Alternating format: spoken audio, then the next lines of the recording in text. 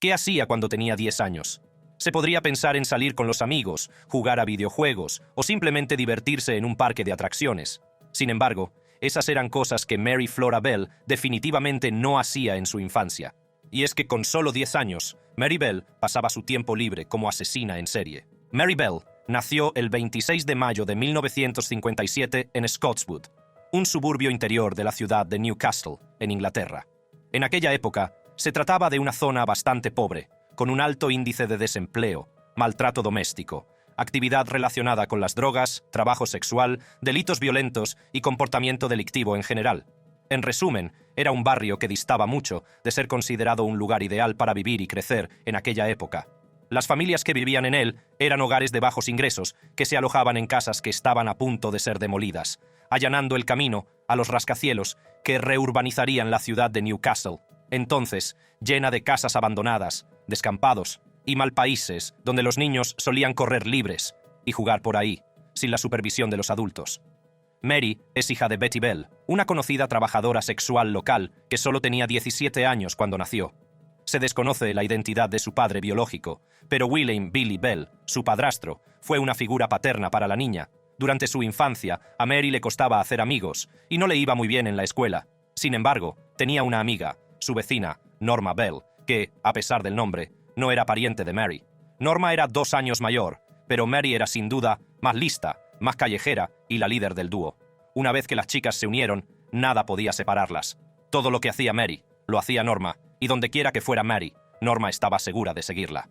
Y así, las chicas empezaron a aterrorizar al vecindario de Scottswood. Alimentando la fantasía de estar en un western, vivir a la fuga y escapar de la policía, las chicas solían animarse mutuamente a ir más allá, no solo haciendo travesuras juntas, sino cometiendo pequeños delitos. El primer incidente en el que se vieron implicadas fue un delito menor, en el que robaron dinero de un contador de gas y acabaron detenidas y acusadas de robo, pero pronto fueron puestas en libertad, ya que ambas eran menores de 16 años, y se trataba de su primer delito.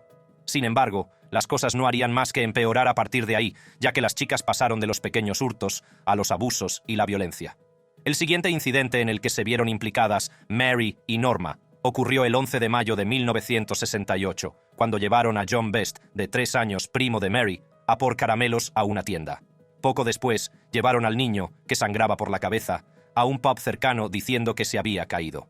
Como John se negó a decir qué pasó exactamente y quién pudo empujarle, la policía lo consideró un accidente. Menos de 24 horas después, ocurrió otro incidente. Pauline Watson, de 7 años, y sus 2 amigas, Susan, de 6, y Cindy, de 6, estaban jugando en el foso de arena de una guardería local cuando fueron atacadas por Mary y Norma. De repente, Mary se puso furiosa y empezó a estrangular literalmente a Pauline y a sus amigas, intentando meterles arena por la garganta.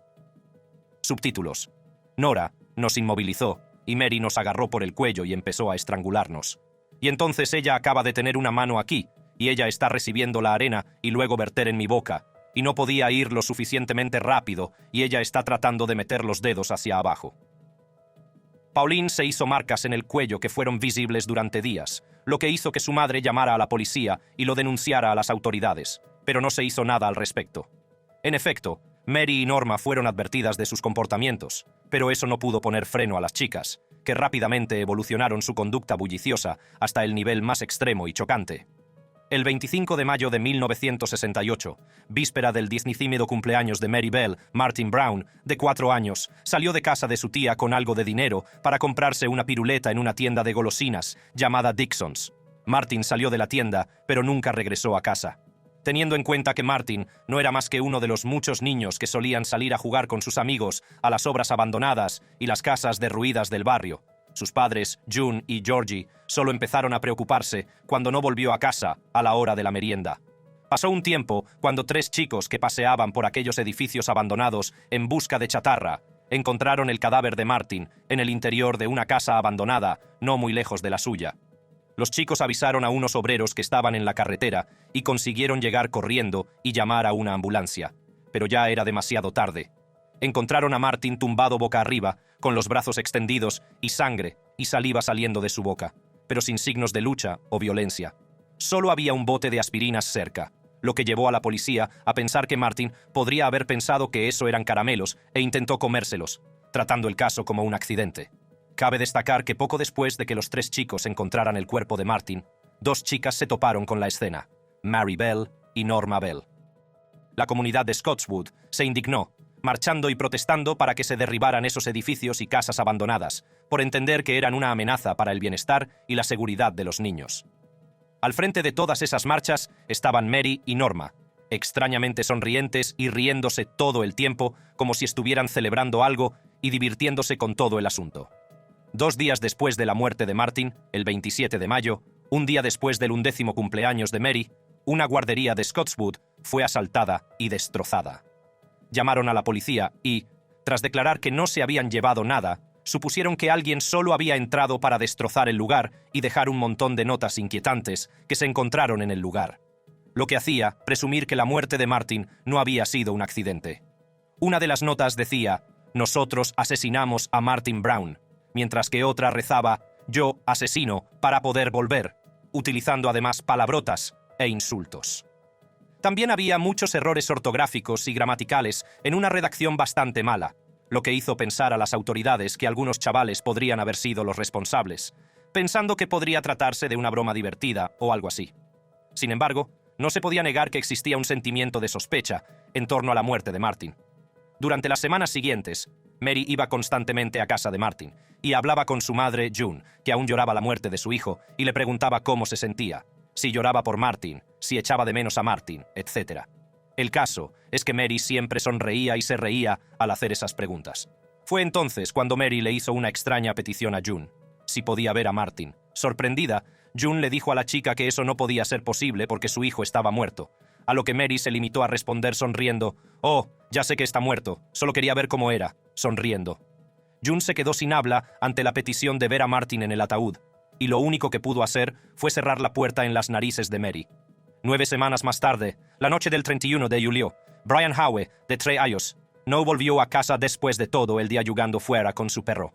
Cuando llegó la hora de cenar, sus padres empezaron a preocuparse y salieron a buscarlo por el barrio, junto con miembros de la comunidad que salieron a ayudar en la búsqueda de Brian, incluidos los niños de la zona. Entre ellos estaban Mary y Norma, que parecían demasiado felices, buscando a un niño desaparecido. Fue después de que los Howe llamaran a la policía cuando, cerca de medianoche, encontraron el cadáver de Brian en un descampado cercano a su casa, en una espantosa escena que la policía interpretó inmediatamente como un claro caso de asesinato. Su cuerpo estaba cubierto de maleza y hierba, en lo que parecía un pobre intento de ocultar el cadáver. También estaba lleno de heridas que, analizadas por el policía y detective infantil responsable del caso, el jefe James Dobson, parecían más experimentales que viciosas, lo que indicaba que semejante crimen había sido cometido por un menor. A los investigadores les pareció que la fuerza ejercida sobre el cuello de Brian era suficiente para matarlo, pero no para ser infligida por un adulto. Brian tenía espuma y sangre saliendo de la boca, marcas de hematomas alrededor del cuello y marcas de arañazos en el cuello y la cara. Había marcas de compresión y un corte en la nariz, lo que sugiere que no solo fue estrangulado, sino también asfixiado. Le habían cortado los genitales y tenía 6 heridas punzantes en los muslos y las piernas, todas heridas superficiales que parecían haber sido causadas por una inquietante alegría y curiosidad.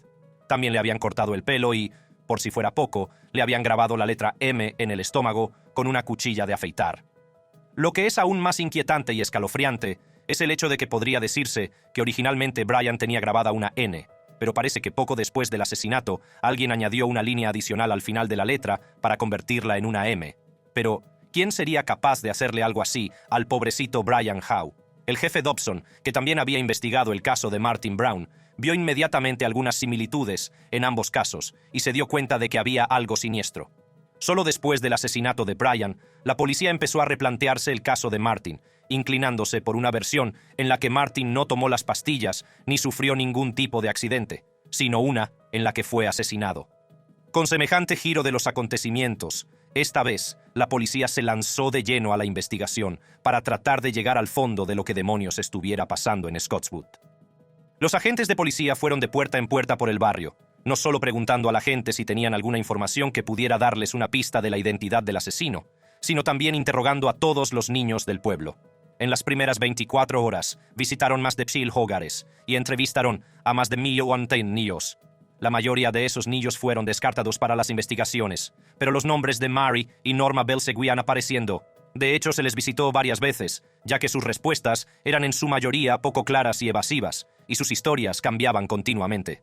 Por si fuera poco, el jefe Dobson se sentía muy incómodo con las chicas, especialmente con Mary Bell, que no dejaba de sonreír, comportándose como si todo aquello no fuera más que una gran broma, lo que demostraba una enorme falta de empatía por parte de la chica.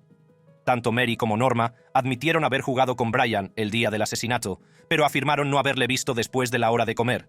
A pesar de ello, como sus deposiciones fueron diferentes en cada entrevista, en una de ellas, Mary contó a la policía una historia que de primera mano podría ayudar a resolver todo el caso. Dijo que el fatídico día vio a Brian jugando con uno de los chicos del barrio al que se referían como A. Ella dijo que habían estado jugando mucho hasta que A golpeó a Brian sin razón aparente y procedió a golpear a Brian alrededor de su cara y cuello, también jugando y llevando consigo un par de tijeras de plata dañadas, con las que más tarde trató de cortar la cola de un gato. Pero aquí viene el giro. Si crees que la policía descubrió al asesino de Brian Howe tras la declaración de Mary, estás en lo cierto. Pero te equivocas si crees que estamos hablando de este chico A. El hecho es que este chico A estaba realmente en el aeropuerto con su familia la tarde del asesinato de Brian, lo que significa que no podía ser responsable del asesinato. Pero más importante e impactante que eso fue la mención de Mary de esas tijeras dañadas. Lo escabroso de todo este asunto es que unas tijeras que coincidían exactamente con la descripción dada por Mary fueron encontradas cerca del cuerpo de Brian y probablemente fueron el arma utilizada para haber causado las marcas en el cuerpo. Sin embargo, la existencia de dichas tijeras no se hizo pública. No se tomaron fotos de ellas, y ni siquiera los medios de comunicación se habían hecho con esta información, por lo que nadie más, que la policía y el propio asesino, lo sabían. Entonces, ¿cómo iba a saber Mary lo de esas tijeras, a no ser que ella fuera realmente la asesina? Esa es la misma pregunta que se hizo la policía después de la fatídica entrevista de Mary. Así que, el 4 de agosto, el detective Dobson fue a entrevistar a Norma por tercera o cuarta vez para intentar esclarecer la verdadera historia. En las declaraciones anteriores, Norma dijo que había estado jugando con sus hermanos y hermanas desde las 2 de la tarde hasta las 5 de la tarde. Pero cuando Dobson sacó a relucir el hecho de que otros niños dijeron en sus declaraciones que habían visto a Norma jugando con Mary, Norma volvió a cambiar su historia, diciendo que no solo había estado efectivamente con Mary, sino que en realidad fue Mary quien la llevó a ver a Brian aquel día. En cuanto lo supo, Dobson se apresuró a llevar a Norma a comisaría para obtener una declaración oficial al respecto, y fue allí donde Norma confirmó lo que había afirmado anteriormente, especificando que Mary la había llevado a ver el cadáver de Brian. Dijo que Mary le había confesado que había matado a Brian y que le había apretado el cuello y presionado los pulmones, porque, según ella, así es como se mata a alguien. Norma continuó diciendo que Mary le pasó los dedos por los labios morados, diciendo que disfrutaba con ello, y que Mary le enseñó una navaja de afeitar, levantó la camiseta de Brian y le mostró las marcas en el estómago de Brian. Mary habría escondido entonces la maquinilla de afeitar debajo de un bloque y le habría dicho a Norma que no se lo contara a nadie. Dobson preguntó a Norma si podía enseñarle dónde estaba escondida la navaja para que le confirmara esa historia. Y una vez en la zona donde se encontró el cuerpo de Brian, le señaló un bloque de hormigón. Cuando Dobson miró debajo de él, se encontró cara a cara con una larga navaja escondida allí. Norma fue llevada de nuevo a comisaría para hacer una declaración completa, admitiendo haber estado allí durante el asesinato. Entonces, al día siguiente, 5 de agosto, Dobson y otros 2 policías fueron a casa de Mary Bell para llevarla a comisaría para hacerle una última pregunta. Mary estaba visiblemente muy a la defensiva y agitada, y las cosas empeoraron cuando los policías le contaron lo que Norma les había revelado, lo que hizo que Mary se sintiera aún más desconcertada hasta el punto de amenazar también con matar a Norma. No obstante, teniendo en cuenta que no tenían ninguna prueba definitiva y concreta contra Mary, la policía tuvo que dejarla ir en ese momento. Pero solo 2 días después, en la mañana del 7 de agosto, tuvo lugar el funeral de Brian Howe. El detective Dobson se aseguró de asistir a él para poder vigilar a la multitud y ver si alguien parecía o actuaba de forma sospechosa en ella. Y ahí fue donde, como él mismo dijo, supo que Mary Bell era culpable. Mary Bell estaba de pie frente a la casa de los Howe cuando sacaron el ataúd. La estaba observando, y fue cuando la vi allí cuando supe que no me atrevía a arriesgarme un día más. Estaba allí de pie riéndose y frotándose las manos. Pensé, Dios mío, tengo que traerla, hará otra. Al darse cuenta de ello, Dobson detuvo a Mary y Norma Bell esa misma tarde por el asesinato de Brian Howe. Se siguió interrogando a las chicas, y poco a poco sus historias empezaron a desmoronarse. Aunque Norma cooperó con la policía e implicó a Mary al hacerlo, Mary admitió que estaba allí cuando Brian fue asesinado, pero que Norma fue quien lo mató. Esta singular personalidad callejera y su capacidad para mentir, justificarse y volver a mentir más tarde, viniendo de una chica tan joven, sorprendió al jefe Dobson, que en ese momento estaba seguro de lo peligrosa que podía ser Mary. Durante su entrevista, intentando culpar de todo a Norma, Mary afirmó que Norma le apretó muy fuerte la garganta y que ella intentó detenerla, pero que Norma se volvió loca, empezó a gritarle y luego tiró a Brian, que se golpeó la cabeza y murió.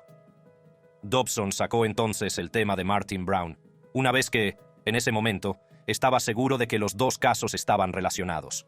Cuando le dijo a Mary que creía que ella y Norma habían entrado en la guardería y escrito las notas que se encontraron allí, Mary lo admitió inmediatamente, pero volvió a culpar a Norma de ello, diciendo que fue ella quien entró en la guardería y escribió las notas.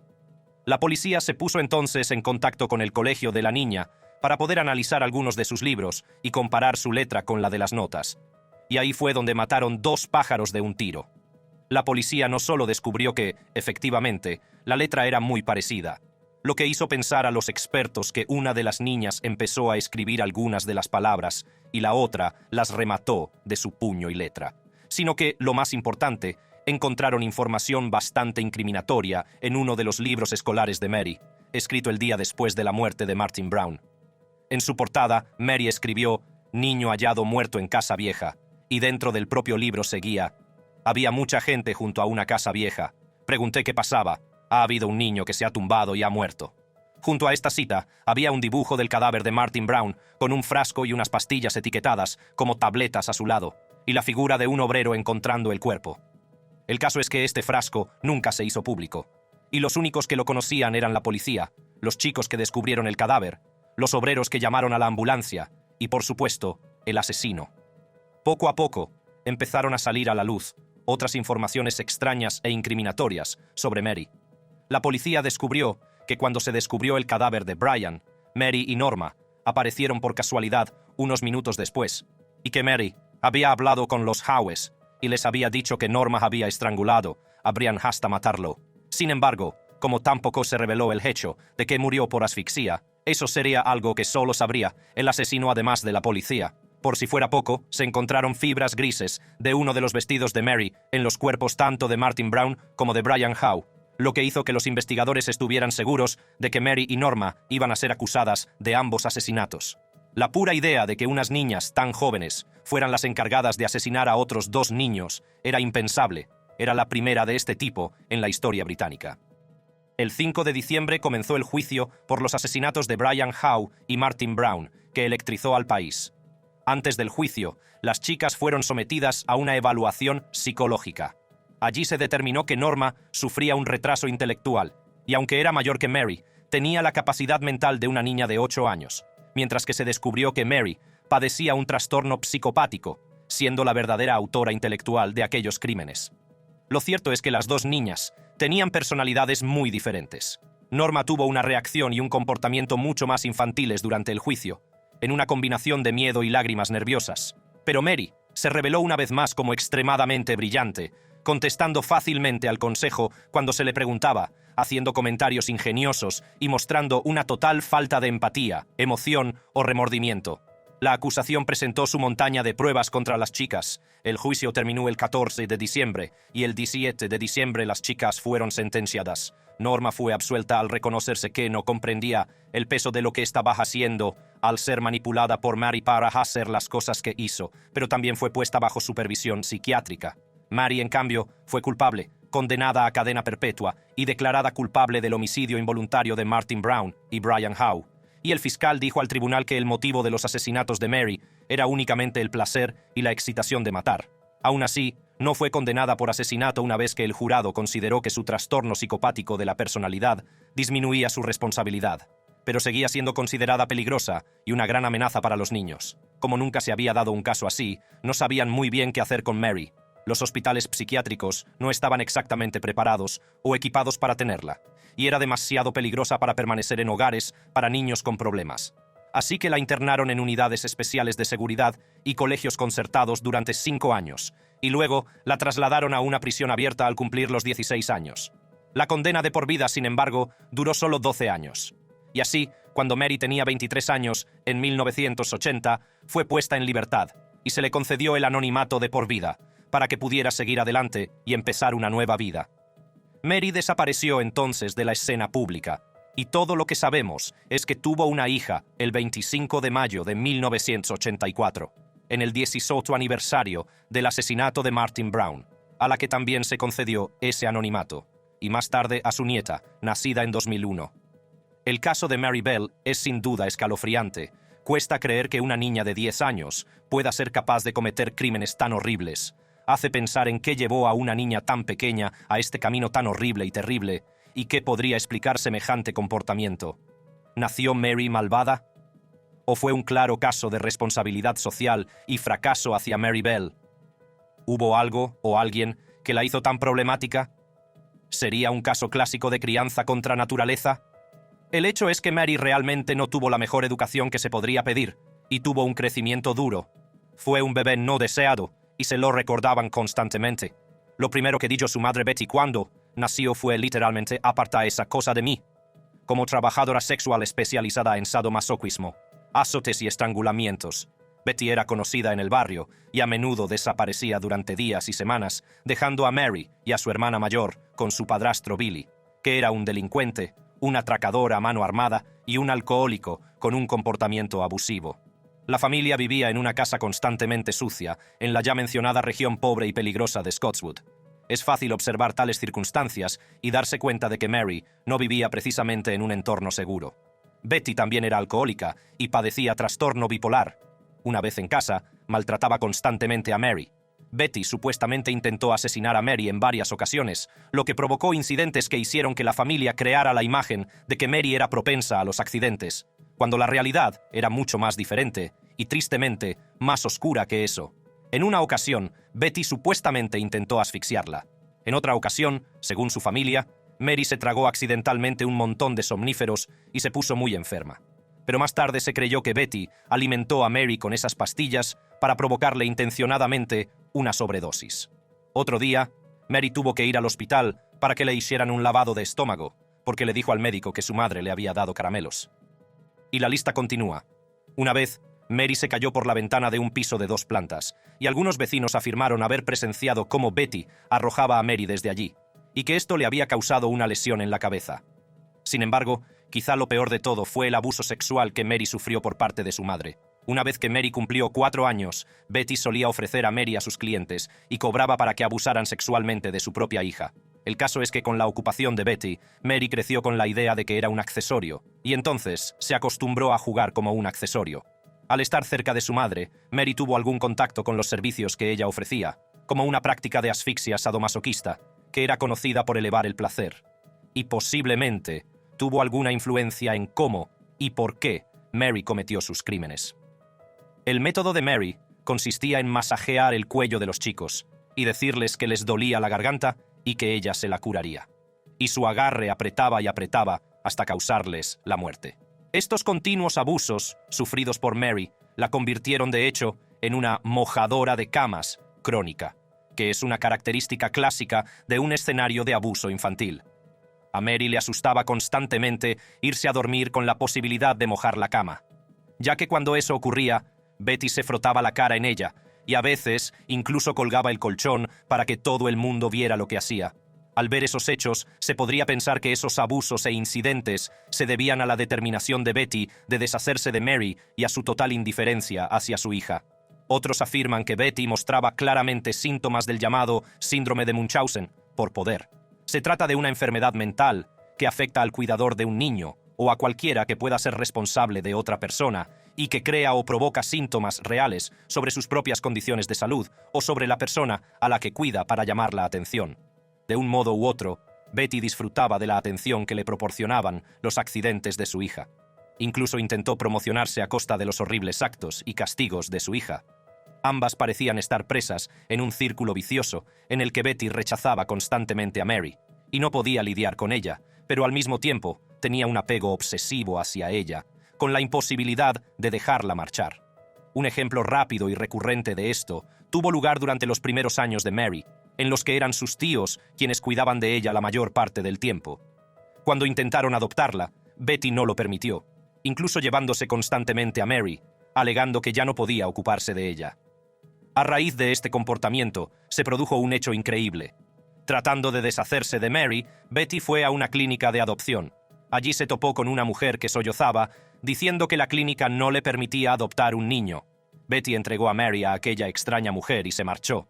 Por suerte o por desgracia, Isa, la hermana de Betty, seguía a Betty y a Mary para ver cómo estaba su hermana.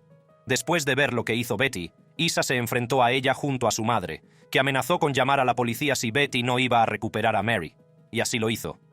Esta extraña mujer ya le había comprado ropa a Mary, y cuando Betty llegó, incluso le dijo que se la quedara de regalo. Solo podemos imaginar si las cosas hubieran resultado diferentes para Mary si se hubiera quedado en aquella casa. ¿Pero algo debió hacerla hacer esas cosas? Sí, algo posiblemente debe haberla hecho hacer estas cosas. ¿Qué había en su vida y en su familia que crees que pudo llevarla a hacer estas cosas? Tal vez sean las discusiones entre mi marido y yo, yo tenía algo que infligirle, yo no lo sé. Por desgracia, todos esos abusos no fueron las únicas experiencias que hicieron traumática la infancia de Mary. Para sorpresa de nadie, Mary se negó a relacionarse con otros niños mientras crecía. Era muy solitaria, fría, distante, y los demás niños se burlaban de ella a menudo. Respondía con comportamientos violentos, como puñetazos, patadas, etc. Pero a los 4 años se hizo amiga de una niña de 5 años que vivía en la misma calle que ella y que incluso recordaba haber visto una vez a Betty dándole caramelos a Mary en el patio. Un día, cuando Mary y ella jugaban juntas en la calle, un autobús atropelló a la niña y la mató delante de Mary. Al cargarla sola con todo este trauma, no es de extrañar que Mary se volviera violenta y una amenaza para otros niños, a pesar de ser tan joven.